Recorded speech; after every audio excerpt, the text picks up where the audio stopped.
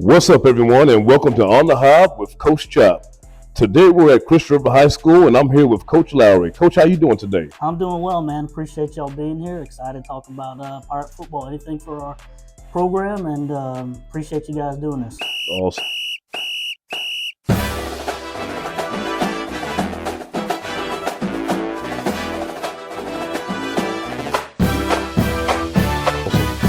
So, Coach, share a little bit about yourself and your coaching accomplishments. Yeah, Coach. I graduated from Chris River here in 1996. Went to University of South Florida, graduated in 2000. Really fortunate, Coach, that I was one of those a young person who, as early as 8th, 9th grade, I knew that teaching and coaching was what I wanted to do with my life, and my experience at Chris River High School as a student, as a player under Coach Bramlett, and with my peers, my teammates, only solidified that for me in terms of the direction I wanted my life to go professionally. Been coaching now since 2000, and still love every minute of it. Been here at Chris River the past 5 seasons, and had the opportunity to be some other places in Florida and even in the country, and really everything for me.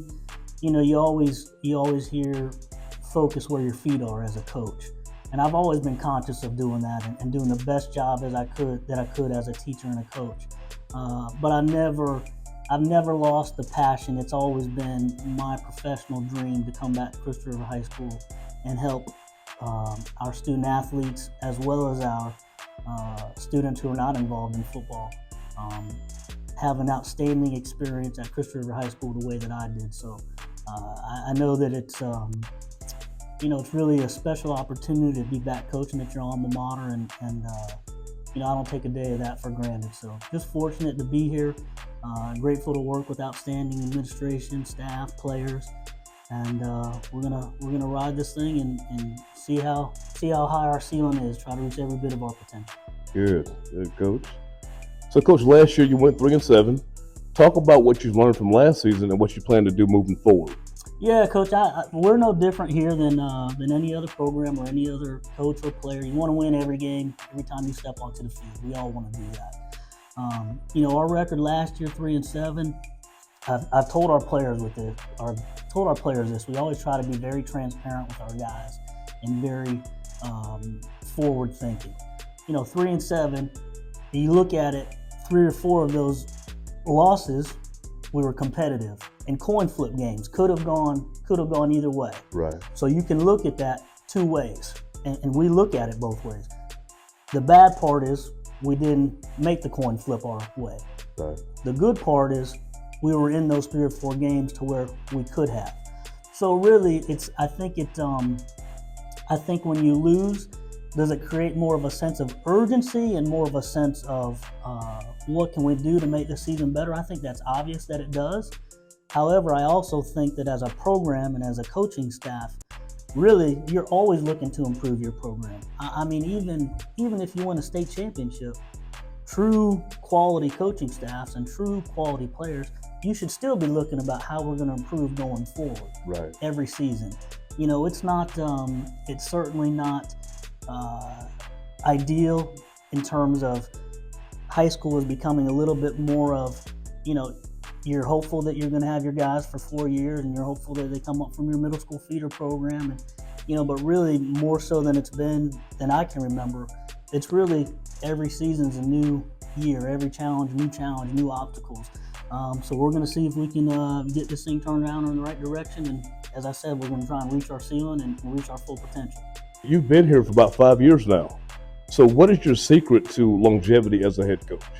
Yeah, that's again, unfortunately, and not just our area, Coach, as you know, it's becoming more and more rare for coaches to have an extended period of time at a school. Right. Certainly as an assistant coach, and in this case as a head coach. I really think that the biggest thing is, and we could spend a whole hour on just this question alone. Right. But there's a few things I think that stand out above everything else. Number one, I think as an educator, you better be doing a great job as a teacher first. I think a lot of times people who are passionate about coaching lose sight of you're here to help the whole community, your whole school culture. Right.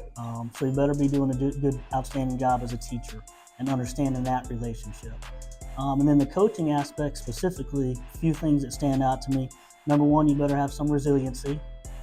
Anytime you're in a leadership position, whether it's coaching, administration, outside, military, whatever it is, you're in a leadership position, you better be able to accept that you're never going to please everybody. Right. That's just the reality of a leadership role. But I think involving as many stakeholders as possible in the program to make them feel empowered, make them feel like their ideas have been heard, and I think that that's crucial. You want as many people who support Christopher River High School and Christopher River High School football to feel like they have ownership in this and they've got a stake in it. That's important. It's important. You know, these again, it's not criticizing any coach. It's just I think the days of just focusing on the on-field aspect have long since been gone. Right. And that's only becoming more and more true every year. These young people in the communities, they want to know you're doing everything in your power to reach the full potential of the program. Again, not just on the field, but off the field. And then the last thing, Coach, again, not last thing, but last thing that really stands out to me is any coach who thinks that they can be the sole driving force behind a program, they're missing the boat. You better have a quality staff around you who can share your coaching philosophy, who can extend the message, because to think that one person can stand in front of a group of young people and think he can connect with every one of them, I think you're missing the boat there. You better have a bunch of tentacles, like an octopus, who can reach this young person, who can reach this teacher, who can reach this administrator. Right. To think that you can do it on your own is, you're not going to last very long. Right. You got to have a good support staff around you. It's crucial. Right. Crucial. I totally agree with that, Coach. So, Coach, like you said before, you played for the legendary Hall of Fame coach Earl Bramlett. How important is it for you to carry on that winning tradition here at Christopher River? Yeah, listen, I think objectively, if anyone looks at the history of Citrus County football, not just Christopher River High School, I don't see how anyone objectively cannot say that Coach Earl Bramlett is the standard in terms of his on-field success, as well as his off-field, the longevity aspect that we talked about recently. Between two different stints, Coach Bramlett was here 20 years. Right. And won a bunch of football games. For me as the head coach, that'll never be lost on me, because having played for him, I can speak firsthand and personally about the experience that I had playing under him and what I am trying to give to our players now as the head coach. I tell people the story all the time, and I tell our guys all the time. Coach Bramlett had a great gift of, whether you were the starting quarterback or maybe you were the third team defensive end who wasn't necessarily going to play a lot. He had a great way of making you feel that you were as vital a component of the team as anyone else. And that, to understand that as a high school student athlete, I thought was pretty powerful, because I remember I tell our guys all the time, I looked at our coaches, and particularly Coach Bramlett, as almost these mythical figures, that man, I want to do better. I want to please them. I want them to know I'm a hard worker. And as a high school, I remember as a high school sophomore thinking, man, if they're having this kind of impact on me, and I've got a good home life, loved, mom, taking care of all those things, what are they doing to influence some of my teammates and some of my friends who don't necessarily have all the things going well in their lives like I do? Right. And I remember being very conscious of saying, that's a powerful thing that they're doing for young people, and I want to be a part of that too. And then from the on the field component, I think for a number of years, anyone would tell you that Christopher River won a lot of games, but even the games that they didn't necessarily win, teams left here going, man, that was a dogfight. Right. I mean, we beat them, yes, but it took everything we had. Our kids had to play hard. We had to coach well. And that's what we're trying to That's what we're trying to get back to. Again, I'll never shy away from the fact that we want to win every game we play. But I'm talking worst case, if we're not able to be successful at the end of the night on Thursday nights and Friday nights, at the very minimum, I want teams to walk out of here saying, holy cow, we had to give everything we had to get out of here. Right. Let's get on the bus, take our belongings, and move on. Right. That was a fight.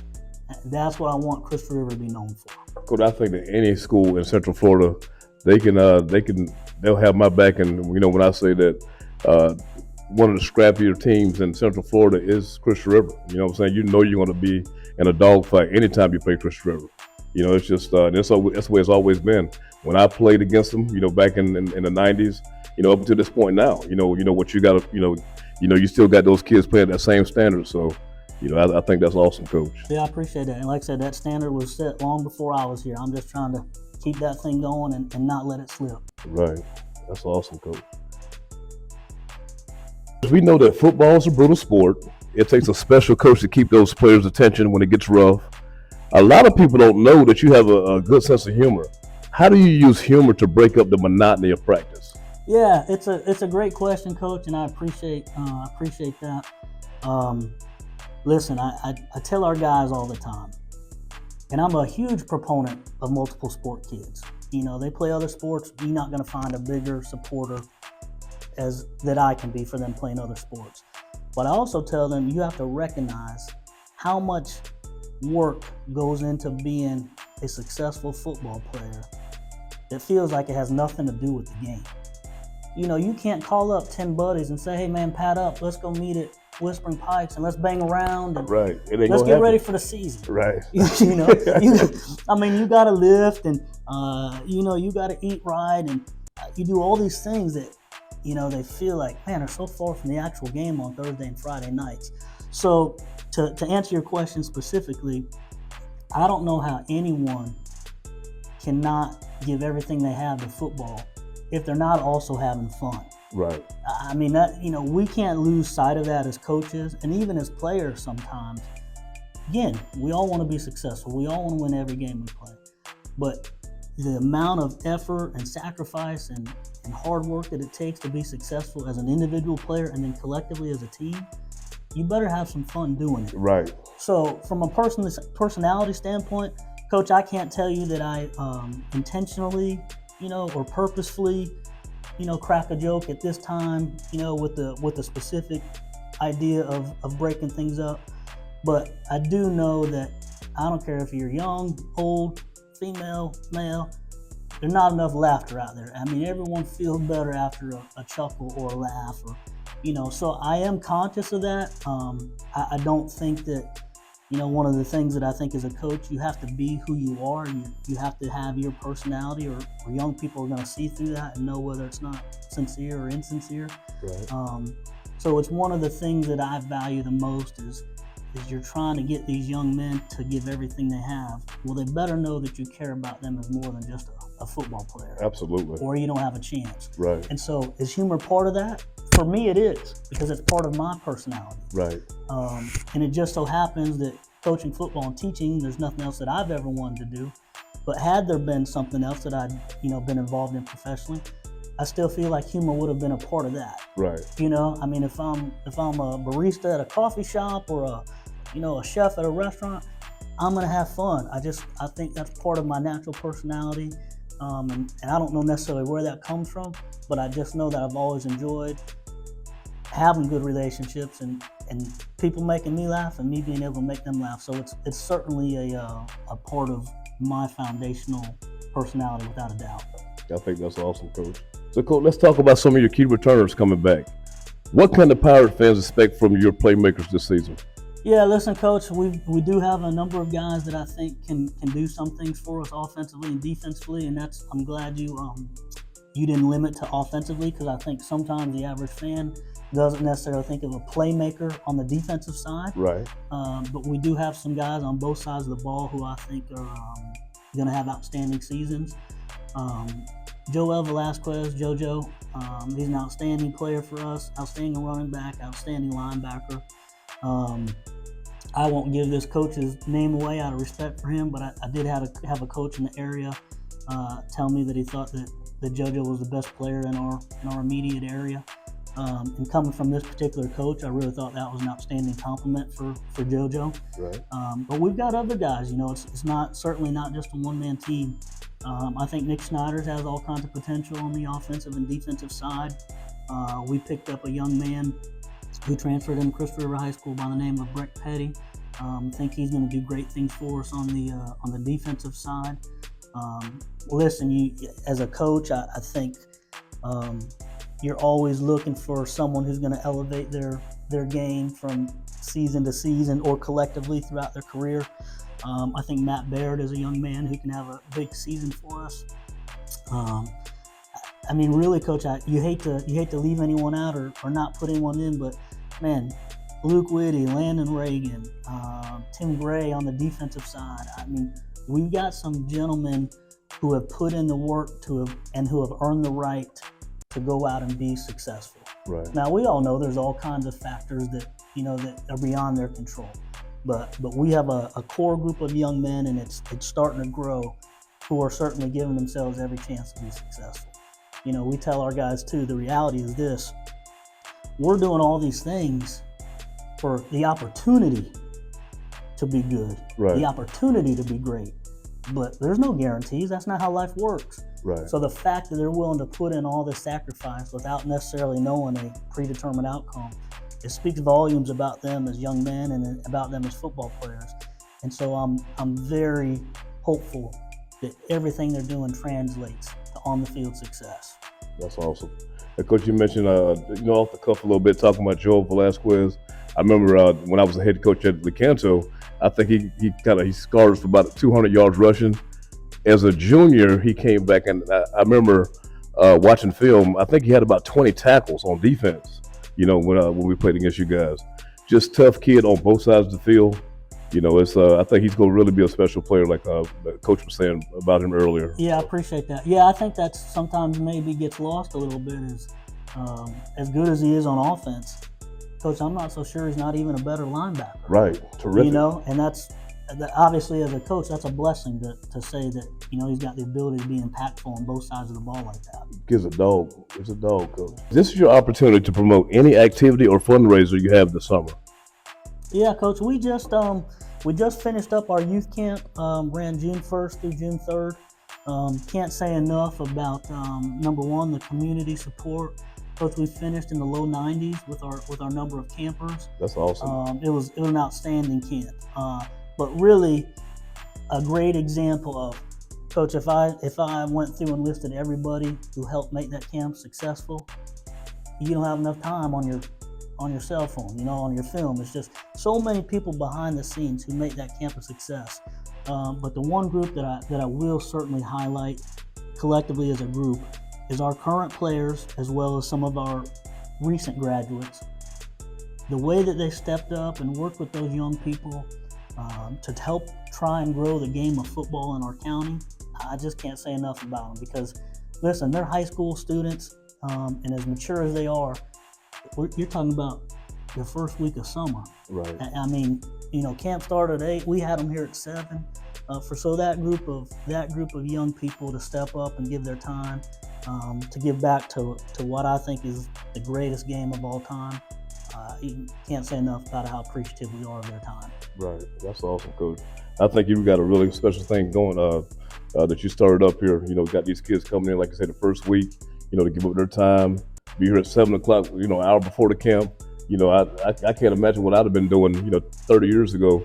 If Coach would ask me to help work a camp, I probably would have found better things to do. But you seem like you got these kids, their attention's going in the right direction. I appreciate that, and like I said, it's all the credit to them for sacrificing like that. Pretty special. That's good.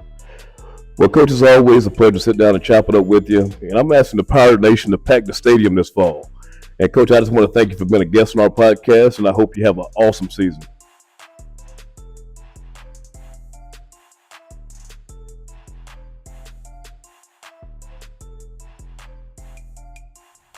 We want you to be a part of this incredible journey, so make sure you hit that subscribe button so you never miss an episode.